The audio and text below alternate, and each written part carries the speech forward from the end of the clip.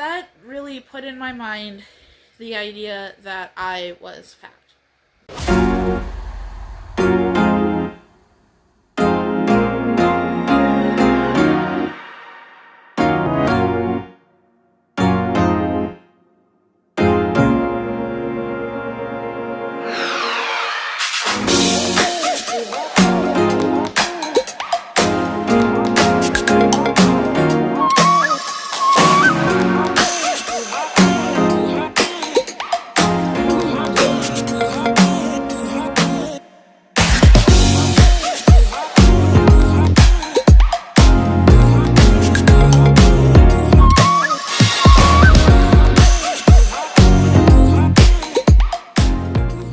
So I'm making this video, and it's probably going to be a rambly video, and if you notice that I'm not looking at the camera, well, it's actually because I'm dealing with the subject of this video.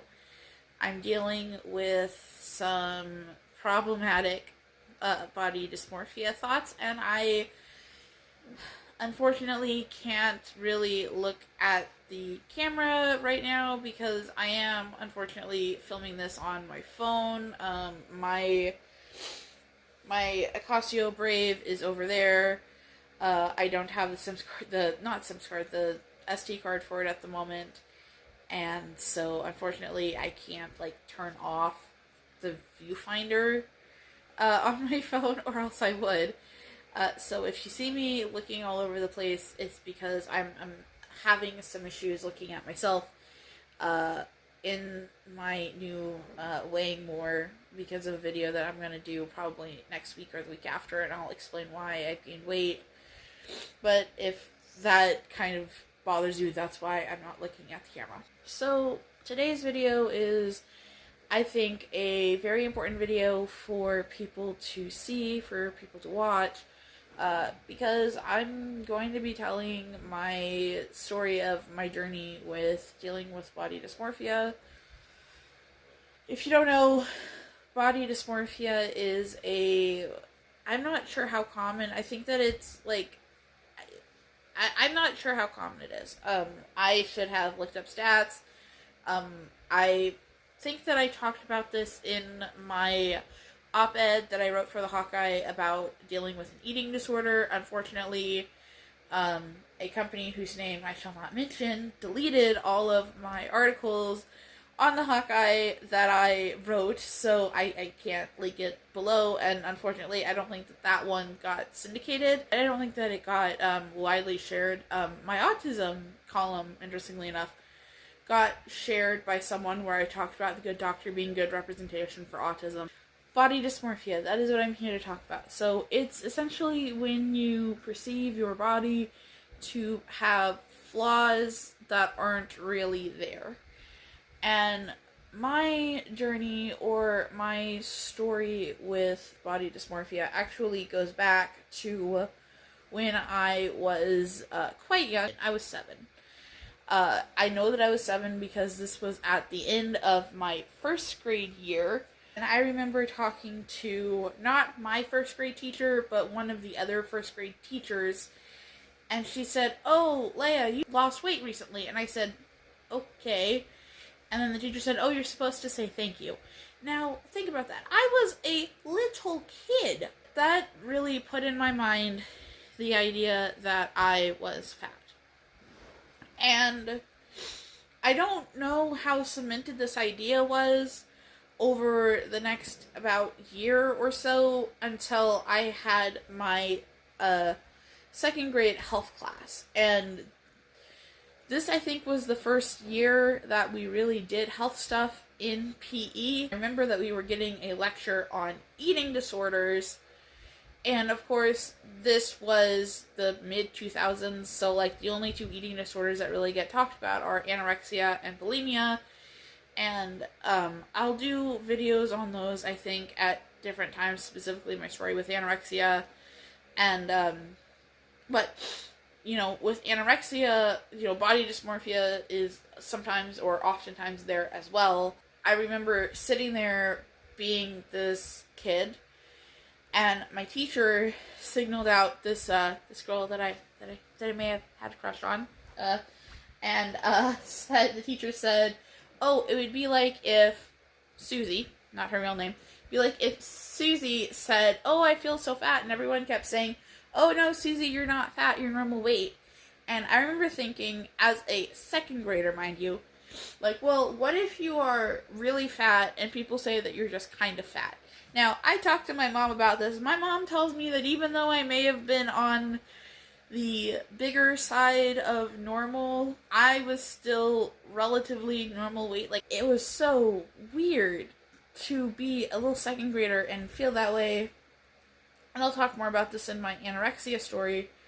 But I remember from at least the time that I was in 3rd or 4th grade wanting to diet. I remember very strongly being in 5th grade and wanting to go to, like, an actual, like, gym. Like, not, like, gym class, but, like, actually go to, I think it was called Maximus at that time. But I remember, like, wanting to go to the actual gym. I remember having, like, literally, like, a sheet of paper, and writing down my calories. I remember having this, like, weird belief. I don't know where this belief came from. But I remember having this weird belief that I thought that your body only burned 1,000 calories naturally, and that you had to exercise to burn the extra 1,000 calories. The thing is that I always perceived myself as fat. I always perceived myself as needing to go on a diet. I don't know if there were statements made by family members about my weight. I think that there probably were. Because it's not just a my family thing. Like, this is a cultural thing that we talk to kids about their weight very young. And I remember, you know, always feeling this way. Always feeling like I was just really, really fat. I couldn't look at myself in the mirror. It's very common for people who have body image problems to want to wear super loose, super baggy clothing. For me, I'm actually the opposite. I feel like whenever I'm dealing with baggy clothing, I feel like people see me as being heavier than I actually am. And so I try to wear, like, super, super tight clothing, if that makes any sense. Because, like, to me, that makes me feel like, oh, they see that I'm not actually that big, I'm actually smaller. It's just the way, because I do kind of have broad shoulders, and so, like, I always feel like things hang on my body weirdly.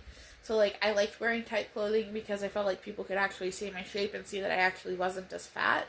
I don't remember why or what started that behavior about wearing tight clothes so that I didn't feel as fat, but I just know that that was something that I always dealt with.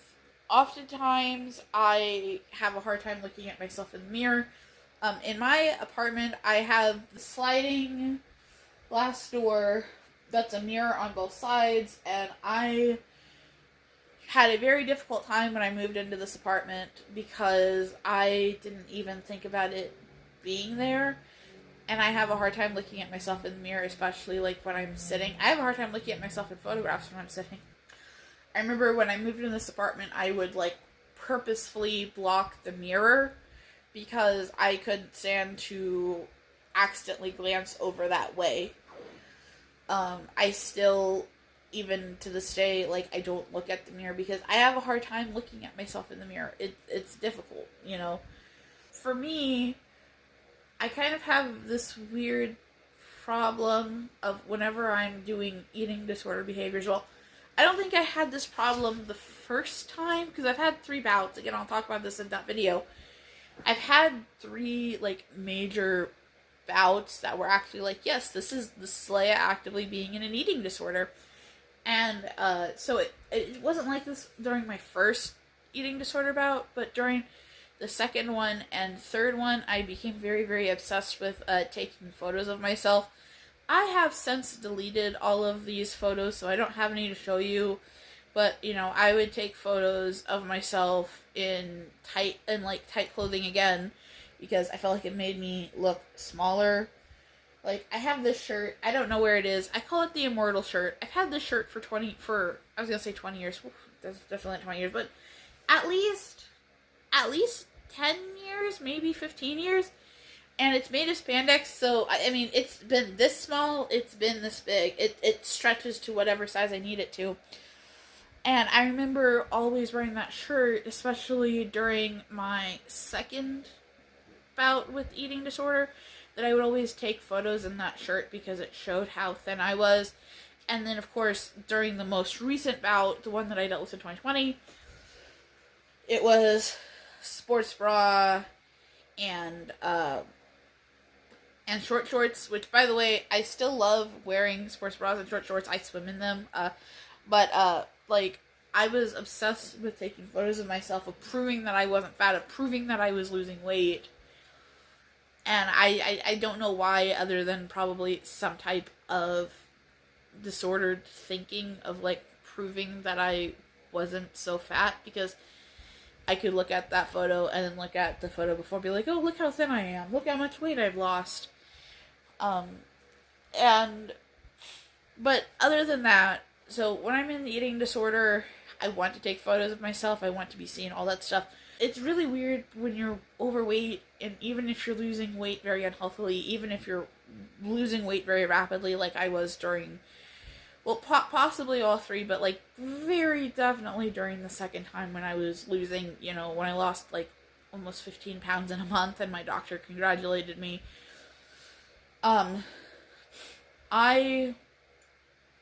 So other than those times, I have a very difficult time with looking at myself in pictures.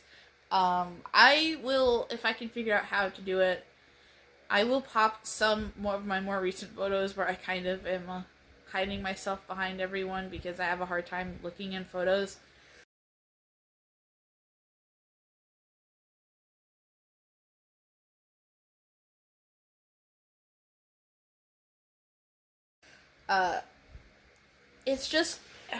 It's very difficult to describe or explain to someone, especially because people are like, well, you are fat. Like, that's just how you look. Why do you have problems with it? And it's hard to explain. What people don't understand is that body dysmorphia is a mental illness. Even if you're doing well with it, like, it's a mental illness. Like, those thoughts are there. And, like, for me, sometimes they're pervasive. Sometimes it's like, all I can think about is my weight. And, it's weird to explain to someone that, like, oh, I have this condition, but I also weigh a lot. I also, like, am way, way overweight. It's hard to explain to people. Now, my therapist gets it. My psychiatrist gets it. But those are kind of the only people that get it. I've explained it to people, and I think that they try to get it, but it's hard, and especially when you're overweight, because people are constantly telling you to lose weight.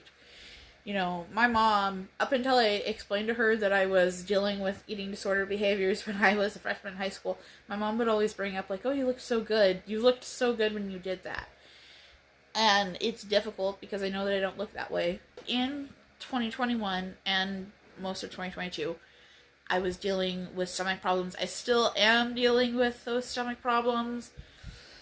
Again, I'm gonna make a video about what happened, but, I was losing a lot of weight, even though it wasn't disordered eating behavior per se, because I really was sick, and I really didn't want to eat. I didn't want to throw up. I felt nauseous all the time, all that stuff. So it was, like, very much physiological, okay? But also, I started to have those thoughts again. Like, I started to be obsessed if I wasn't losing weight fast enough. If I stop losing weight, people are going to think I'm not sick anymore. People are thinking I'm making this up. At one point, and I haven't told my therapist this, but I think we're going to talk about this on, when I see her on Tuesday.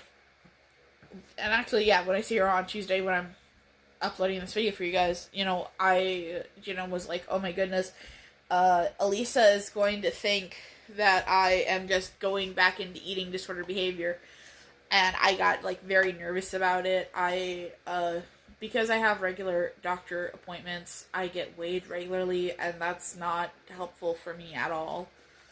And I would be very concerned when I wasn't losing weight.